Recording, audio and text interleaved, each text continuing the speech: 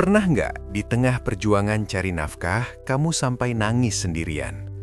Kerja sudah keras, usaha sudah dicoba, doa nggak putus, tapi rezeki rasanya tetap seret.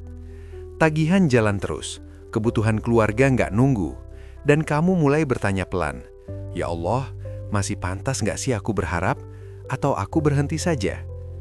Hari ini aku mau ngomong sama kamu yang lagi di fase itu, yang capek secara fisik, lelah secara mental, tapi tetap berusaha tegar di depan orang lain. Judulnya, Menjemput Rezeki dengan Air Mata. Kenapa menyerah bukan pilihan? Pertama, kamu perlu tahu, air mata di jalan rezeki itu bukan aib. Banyak orang malu mengakui bahwa dia lelah. Padahal, lelah demi mencari yang halal itu mulia. Kita sering cuma lihat hasil orang lain. Usahanya maju, gajinya besar, hidupnya kelihatan enak. Tapi kita nggak lihat berapa banyak air mata yang mereka jatuhkan di balik layar. Dalam Islam, sedih, takut, cemas, bahkan menangis di sepertiga malam, itu bukan tanda imanmu lemah. Justru itu tanda hatimu masih hidup, masih peka, masih butuh Allah. Masalahnya bukan di air matanya, tapi di keputusan setelah air mata itu jatuh. Kamu berhenti, atau kamu bangkit lagi sambil bilang, "Ya Allah, aku masih percaya padamu." Kedua, rezeki itu sudah ditulis, tapi tetap harus dijemput. Sebagai Muslim, kita percaya, rezeki setiap hamba sudah Allah tetapkan. Tapi ketetapan itu bukan alasan buat pasrah dan rebahan. Sebaliknya, itu alasan buat tenang dalam ikhtiar.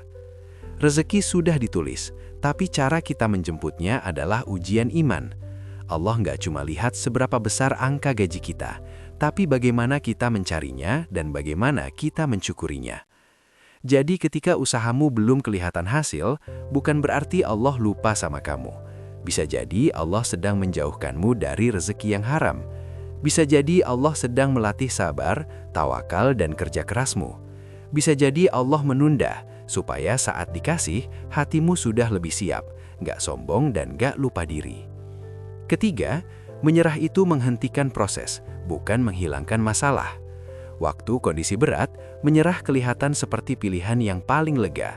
Tapi setelah kamu berhenti, kebutuhan tetap ada, tanggung jawab tetap jalan, waktu tetap bergerak. Yang berhenti cuma satu, usahamu.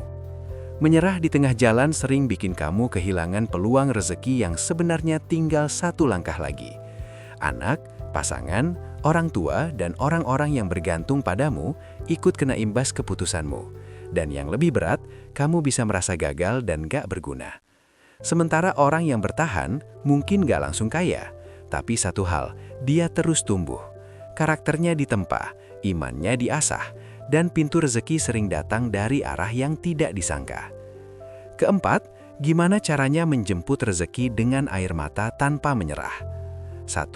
Tetap jaga kejujuran dan kehalalan walau hasil kelihatannya kecil. Sedikit tapi halal, lebih berkah daripada banyak tapi kotor. Rezeki haram mungkin kelihatan besar, tapi bisa merusak hati, keluarga, dan akhiratmu. Kedua, tetap profesional dan sungguh-sungguh. Kalau kamu karyawan, datang tepat waktu, kerjakan tugas dengan baik, jangan maling waktu, jangan malas-malesan. Kalau kamu pebisnis, jaga kepercayaan, jangan tipu pelanggan. Air mata capek karena bekerja yang jujur, insya Allah nggak pernah sia-sia. Ketiga, perbanyak curhat ke Allah, bukan cuma ke manusia. Ke teman boleh, ke status media sosial boleh, tapi jangan lupa yang paling penting, curhat di sajadah. Manusia hanya bisa bilang, sabar ya, tapi Allah bisa mengubah keadaanmu kapan saja Dia mau. Keempat, perbaiki cara, bukan cuma mengulang cara lama. Ikhtiar itu bukan hanya lanjut, tapi juga belajar dan memperbaiki strategi. Cari ilmu tentang bisnis, tentang kerja, tentang skill baru. Kadang rezekimu bukan hilang, cuma menunggu kamu berani belajar cara yang berbeda. Kelima, kenapa bagi orang beriman menyerah bukan pilihan? Karena kita tidak hanya bekerja untuk bos, klien, atau gaji di tanggal tua. Kita bekerja untuk menunaikan amanah dari Allah. Kita bekerja untuk menafkahi keluarga yang Allah titipkan. Kita bekerja supaya setiap tetes keringat kita bisa jadi saksi amal soleh di hadapan Allah. Kamu boleh istirahat, Kamu boleh menangis, kamu boleh merasa lemah, tapi satu hal, jangan berhenti berharap kepada Allah. Kalau hari ini kamu lagi di fase hidup yang pahit, usaha belum balik modal, gaji pas-pasan, hutang belum lunas, lamaran kerja belum ada kabar, dan kamu sering menangis diam-diam, ingat ini, air mata itu tidak jatuh sia-sia selama kamu tetap menjaga iman, tetap mencari yang halal, dan tidak mengambil jalan yang Allah haramkan. Menyerah bukan pilihan, karena kamu masih punya Allah yang maha melihat setiap usaha kecilmu. Kamu masih punya orang-orang yang butuh kamu kuat. Kamu masih punya kesempatan mengubah lelahmu menjadi ibadah. Mungkin hari ini kamu menjemput rezeki dengan air mata. Tapi bisa jadi, besok Allah gantikan dengan senyum lega yang selama ini kamu doakan.